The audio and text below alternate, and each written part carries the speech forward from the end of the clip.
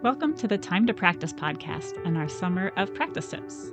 If you've never listened to the podcast before, welcome. I'm so glad you're here.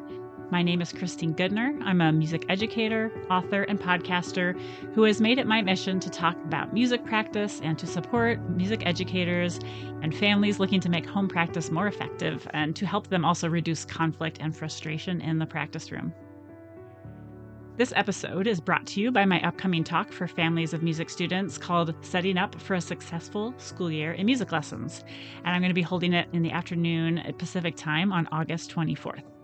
Back to school is a great time to set intentions and routines for the year and remind ourselves of all the little things that can help support our child's music education for the year ahead. And we'll talk about that from various age range perspectives. I will have one rate for individual attendees and another rate for studios. So you can find information in the show notes of this episode or at suzukitriangle.com. This week, we are continuing on our series on perfectionists, supporting perfectionists in the music studio, perfectionist thinking, and we're bringing you part 2 of our conversation with violinist and music educator Claire Allen about ideas to support our students or children who may be coming up against these issues and frustrations in music practice and lessons. So this is part 2 of the student portion of our series. And if you haven't heard our earlier episodes in the series, I would encourage you to go back and listen to those. You can listen to this one first if you want to keep going where you are, but I would encourage you to go back and hear the background of what we're sharing with you today to get a complete picture of what we've discussed so far. We want to remind you, as we have throughout the series, that we are not trying to label anyone as perfectionist or not perfectionist, and we're being very conscious to stay in our lane as music educators and musicians who think about our own practice in this way rather than mental health professionals, which we are not. So none of what we say is meant to be mental health advice. Our goal is to better understand perfectionism, perfectionist thinking, and to discuss strategies with you about music learning and practice that could help us all in our music experience. So, this episode is going to start where we left off last week. The 2 conversations were originally part of one longer episode, but it was getting very long. And so it seemed wise to break it apart so you could think about one set of ideas for a bit, and then we could share this week's chunk with you as well. So, in this episode, we're going to talk about emotional regulation, our inner voice, for some, an inner critic, and the importance of validating feelings so students can process them. I know I have read a lot about material that has warned about if we try to talk students or children out of their feelings, that can actually backfire and get them more stuck there. So we're going to go into some discussion about that as well. We hope you enjoy this episode and can't wait to hear what you took away after listening today. The process of learning an instrument takes years and years to play a classical music instrument at a high level, and taking the long view and not feeling like, that all or nothing thinking of we have to be where we want to be right now. It's hard to be patient. And we're also in a culture where a lot of things come to us very fast. And I think more and more people are used to just getting quick results on various things that we do in life. And music is not like that. And in a way, it's a gift to us to have something where we have a long view and a long process and we have to dig in. And it also can be really hard to settle into that or to feel comfortable with that. Yeah. And, sometimes no matter our best, most compassionate efforts as teachers, a student's going to have some big feelings during a lesson and they might get really upset with something, or they might really get flooded. And the first thing that they need to do when this happens is you need to give them a break. And it's about, there may be an older school or a certain mentality that says, oh, we just have to tough it out. And for me, it's about, is the brain in a place where it can receive information to learn? And if the student is so flooded that they're not taking in anything that you're saying, then it doesn't matter if they're trying to tough it out or not. It's just not going to be a productive lesson, and you'll probably have to teach it again anyway. So this is where the concept of nervous system regulation comes in. And again, there are lots of resources about this out there. We're dividing up this topic that was one short presentation at the conference into multiple podcast episodes, and each of these episodes could, has multiple books and topics and other podcasts, I'm sure, talking about this. So this is about nervous system regulation. So when a student kind of breaks down in a lesson, they need a break, and you want to get their nervous system back online before you can do anything. It's worth saying that this is going to look really different depending on the student's age and their personality. It might look like a tantrum where they hurl themselves on the floor and scream and cry. I've had my fair share of preschoolers in my studio screaming, I hate the violin over the years. And at least one of them is a very, very motivated, teenager who loves practicing now. So, don't give up hope if that's your young child. It might look like a child deliberately being distracted or silly to kind of try to move you away from, whatever you're about to say. Or often with my older students who have learned how to mask or how to contain themselves in public, it might just look like freezing. So you have to look for this very, very carefully. It's kind of you say something and then they just kind of freeze. And when you know a student well enough, at least for me, I think I can tell if a student's like processing something internally or if they've just frozen and like there's not anything going on. So when you notice any of these things happening in your students, I always have them put the instrument down. One of my teachers in grad school used to say, like, hey, if you're having, bad feelings, don't take that out on your violin. Because often, we'll squeeze and we don't want to put that habit in. I will often invite students to go get a drink of water. If they've got a water bottle with them, that's great. Or at the church where I rent space, the water fountain's down the hall, which I love because it gives them the opportunity to get out of the room and just move their bodies a little bit, get some water. I might do a little guided breathing exercise with them. Again, so many good mindful breathing things out there. Box breathing or just lengthening your exhales. And then the other thing I like is just to have them move their body a little bit before they get the violin back. So that might literally just be jumping up and down, shaking out the arms and legs. The idea is that you want to bring the nervous system back online. I forget who I heard it explained this way first, but like the nervous system does not know the difference between someone has said something to me in my music lesson that makes me feel in danger on like a primal level and there's a saber-toothed tiger coming at me. That's the same human nervous system over the years, and that's where we get the fight, flight or freeze, right? Either so our body gets flooded because we're either going to fight the saber-toothed tiger or we're going to run away as fast as we can or we're going to freeze real hard and hope it doesn't notice us moving, right? So if you do any of those things, either eventually the tiger goes away or you escape from the tiger, or you defeat the tiger, or I guess the tiger defeats you, but that's not relevant to this metaphor. So let's move on from that. But there's like a sign that it's gone, right? And when that happens to us emotionally in the modern day and age, we have to signal to our bodies that safety. So that's where moving can be really helpful and breathing can be really helpful because you're trying to signal to your body, hey, it's okay. And once you've gone through that with a student, and it might feel like it takes forever, but hey, in our high powered, high stress, very volatile world that we live in right now, one might argue that nervous system regulation is a more practical skill than playing music for survival. So please, if you end up having to do this with a student in a lesson or even in a few different lessons, please don't feel like that's wasted lesson time. That's really, really important stuff. And even if you spend, I don't know, 2 months on this, but you're going to teach the student for 10 years, imagine, the impact that laying that foundation is going to have. Yeah, I so agree. I think one spot I read about that people could check out if they want to hear more is in Burnout by Emily Nagoski. Yeah, it's such a good book, but there's a talk about like moving your body and how like I think even gazelles after they get chased by a lion shake their whole body out and that's signaling to their nervous system that now I'm safe, and it gets all the cortisol or whatever is coursing through our body kind of to move along. And so that is a great resource. And I think also about The Whole Brain Child by Daniel Siegel. He talks about flipping the lid in that book. A lot of parents have read that book, and how when our nervous system is flooded in the way that Claire was just describing, basically our child does not have access to the thinking logical part of their brain anymore. It's just, he calls it flipping the lid. Like the lid is closed, you can no longer access that part of the brain. And so I think practically too, when we're like, oh, but this takes time, your child needs to access the logical part of their brain to listen and reason with you to help them calm down. They need it to use their instrument again and get back to practice if that's possible in the moment. So it's really worth the time. And also we just want adults.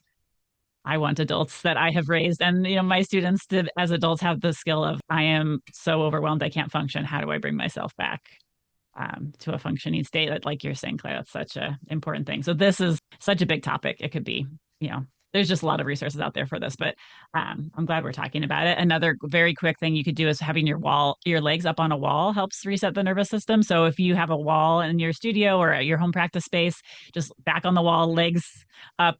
If you can picture that, and you could sing a song, you could just sit there and breathe, but you can take a couple minutes and reset things and then at least come back to feeling regulated, maybe come back to what you were doing like in home practice. I remember my kids melting down sometimes, and sometimes it was we just need to be done, and other times you can kind of calm yourself. I think the trick is catching it before it's such an overwhelm that we can't come back from it. So anyway, important topic for practice for sure. Right. Yeah. And, once you've got yourself or your kids or your students back to a semi-regulated state, then you can have a conversation about what happened and work through it. But sometimes when we're talking to ourselves or our students or our children, we're not just talking to them, we're talking to an inner critic. In our presentation, I would hit the change button slide to a lovely picture of Statler and Waldorf from the Muppet Show. If you don't know the Muppet Show, you're missing out.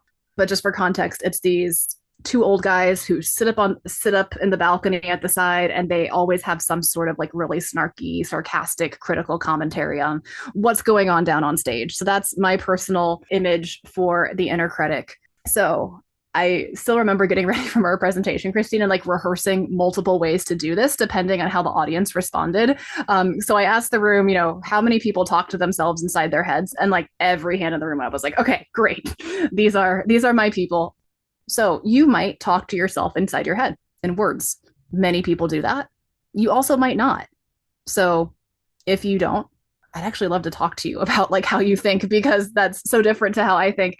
Yeah, so I think it's first of all, it's good to be aware that there's different things that could be going on inside. And some people not only talk to themselves inside their head, but they have this inner critic that is constantly giving them negative feedback, or almost like a sports commentary, but like the meanest sports commentary possible about what you're doing. So when you're playing, it might be like, okay, get your feet in the right place. Okay, put your up your instrument. Oh, no, don't do that. Oh, don't lift your shoulder down. Okay, left hand, here's the first note. Is that in tune? Okay, get it in tune. Okay, now bow starts here. Okay, now listen to the piano. Now breathe. And that's, before you've started to play. That's a lot. When you're not playing, it might sound something like, oh my gosh, that was so bad. That was so bad. My teacher's going to hate that. I'm never going to make first chair. My friends are going to think I sound dumb. I don't sound at all like that recording I was listening to. Why am I even doing this? Like, I suck. I'm terrible. And it can spiral from there. So this is something that's a big challenge to manage if you have it. And hey, if you're listening to this and you're like, that sounds weird, I don't have that. Congratulations. I envy you. Just know that, especially if you're a teacher, you will encounter someone who's got some form of this. So there's a couple little exercises that I do with my students with this. So the first one is I have them narrate out. This is a practice thing. I will also say that I would not do this with a new student. I would only, and I've done this in like master classes before, but like only with my students who I know can handle it and have maybe given them a heads up in advance. So the first thing is to have them practice and literally just say out loud everything they're thinking. And what this does is it takes that critic's voice from being internal and makes it external, because on the inside, it can sound very convincing. And on the outside, you're like, oh, that's kind of harsh, or that's really mean. So creating that separation is the first thing. You can even, once you create some separation, give them a name, like, oh, that's Bob. Bob's just being Bob right now. Let's get back to work, when if a student starts talking about how terrible things are, our first instinct as a teacher or as a parent might be like, no, you were actually really good. Let me tell you these things that you did well. And, the instinct is to brush it off. This, every musician always has room for improvement. And that's also one of the hard things is there's no magical place we get to where people are not going to give us ideas for things we can improve. That just doesn't exist, I don't think. So instead of saying, oh, no, you're fine, I usually face my students pretty much head on, because sometimes when they're like this, it takes a little bit of tough love to break that cycle. So I'll just say, oh, okay. So what was terrible? And then they usually look at me like, what? And I'm like, tell me about the terrible. Describe it. And I will have them describe it in as much detail. The sound was bad. Okay, what about the sound was bad? Were you playing the right notes? What was the sound like? Was it universally terrible throughout the entire piece? Was it less terrible in some places? And I'll get them to give this whole thing. And usually in the conversation about this, we'll figure out what happened. And then I'll say, okay, So what do you want to hear? We don't like the terrible whatever. When you heard that the sound got really scratchy, and then they'll say, okay, well, it was when the during crossings. Great. Your sound got really, the sound, see, I said you, I'm working on it too. The sounds got really scratchy during the string crossings. What can you do about that? And then we'll try whatever their ideas are. And then if I need to, jump and say, okay, well, this is where, the arm needs to be balanced, or maybe the thumb is grabbing the bow, um, coach them through. And the goal is to walk them through this process as many times as they need in lessons or during parent coached practice at home so that eventually they can do it themselves. Because if we, as the grown-ups, just skip through it, then they don't have any framework of like what to do. So just that idea of kind of saying, oh, this critical commentary is happening. Is there a kernel of truth in it for something that we can fix and, turn this from maladaptive into adaptive perfectionism? And then it's our job, especially as a teacher, to fill that in with really specific, concrete things. It can feel good to us to say nice things to them, like, oh no, I believe in you. It's going to get better. No, you're not bad. And sure, they need to hear some part of that, but like, they also just need to know how to play their instrument or sing better. And that's what they're, hiring us to do. So the thing that in the long term is going to make them feel better is make sure they have the skill to identify and work through something and then feel empowered by that and point out and say, hey, this is where we can praise the process. That was really tough. You hung in there with me through all of that. And we found a solution to this. So I'm excited. Go home, take a nice break, practice that way this week. Let's see where it gets next week. Yeah, and sometimes parents will tell me their child melts down if they give them a positive comment or they get very agitated. And I think when I dig into that with them, it is often this thing because the student feels like they're just getting a nice pep talk kind of comment, and the student's like, "No, I could hear this thing that wasn't correct," and it feels kind of invalidating to be told, "Oh, but it was good. You're doing great." When the student's like, "Well, I'm very frustrated about this thing I want to fix." And I do think that striving to bridge the gulf, like I hear what I want to be different, or I know what I want to be different, and I don't know how to get there, can be very frustrating. And so I like what you're saying about giving concrete ideas for a student like this and also not invalidating their feelings of this is not where I want it to be yet. We want them to be kind to themselves with some practice, but it might Yeah. be valid that they're just really unhappy with it and they would like us to help them and not try to make them feel better. Yeah. Important thing to think about. I think especially if you have a child where trying to encourage them is just seems to be backfiring. It's a moment to think about some of that or mentioning to your teacher, like, hey, I'm noticing this in home practice. Could you give us more strategies for XYZ? I think we could use some more practice Mm-hmm. strategies that could help support your child. Yeah. But because we talked about this idea of also needing intense reassurance a lot of the time. And one of my goals as a teacher is to eventually empower my students that they don't need me as much anymore, Sure. if not at all. I always tell them my goal is that when you walk out my door for the last time for regular lessons in high school, at the end of high school, that you can take a piece of music and you know how to break it down, you know how to learn it, you know how to assess if it's in your skills, you know how to practice scales to make it better, you know how to manage yourself in learning it. And if you don't have all the answers, you know where to look for them.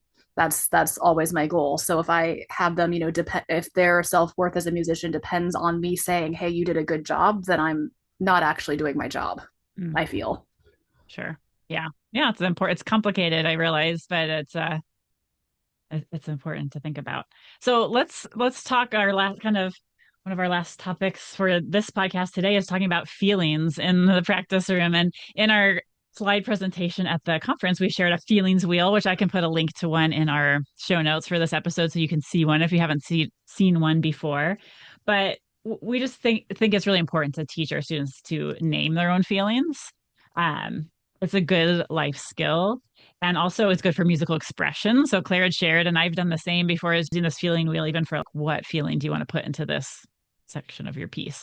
There's a musical expression reasons to understand and talk about emotions, but it's also really helpful to think about students processing the feelings like we were just been talking about and regulating emotions if we can have some language to talk about them with.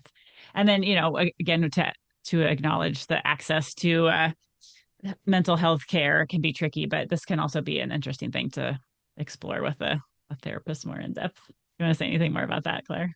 Yeah, and just for those, if you're not able to look at the feelings wheel right now, to kind of imagine it, it's got multiple rings. In the inner ring, it has kind of the most primal feelings. So bad, angry, sad, disgusted, happy. So think like Inside Out.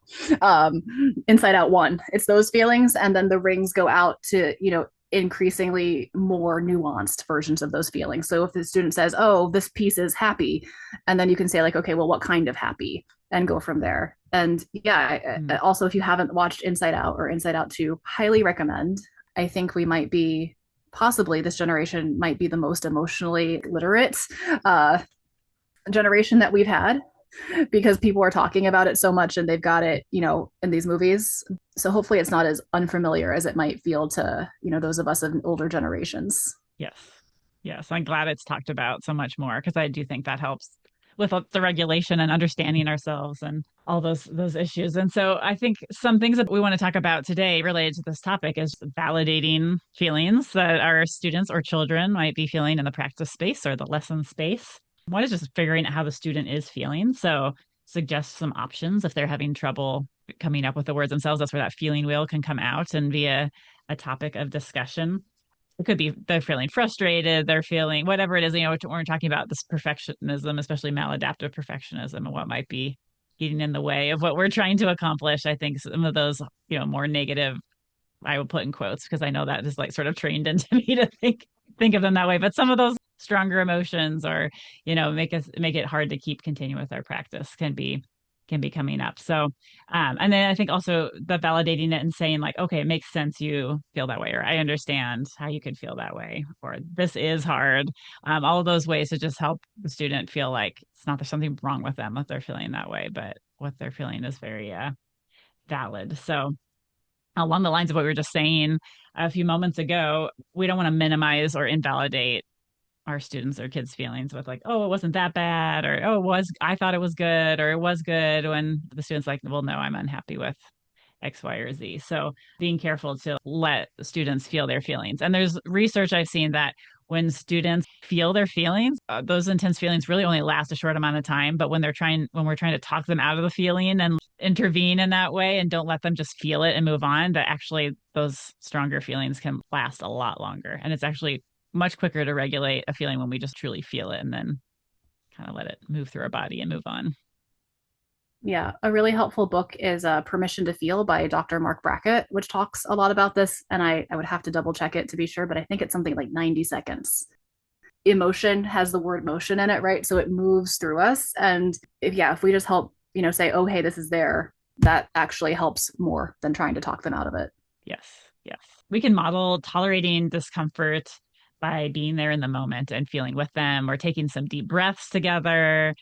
And then, again, that just gives them that space to let it move through their body and experience the emotion and let it move through them. So, again, this is one of those things that might feel like, oh, this takes time. And, we've got things to do on our to do list, whether it's practice or the lesson, but it's so helpful. We're going to have a better time doing what we're trying to get done if we're not trying to repress an emotion at the same time or fight it.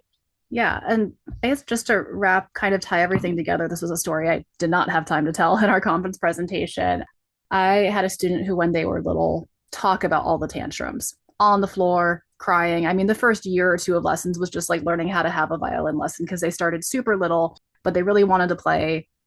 And as they went through the years, we managed to have violin lessons and stand on our feet and everything, which was great.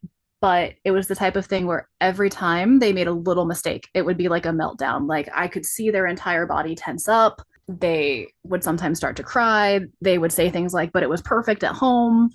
At one point, because they were trying to work on kind of regulation or just like self awareness in terms of behavior in lessons. They asked me to go with something that they were working on at home, and in other places, the family asked me to, come up with like a rating scale for how they were in the lesson and to kind of give a reason why. And because I'm contrary, I almost never gave a 5, which was the top score, which always made them like leave the lesson upset. At which point I was like, this might be doing more harm than good at this point.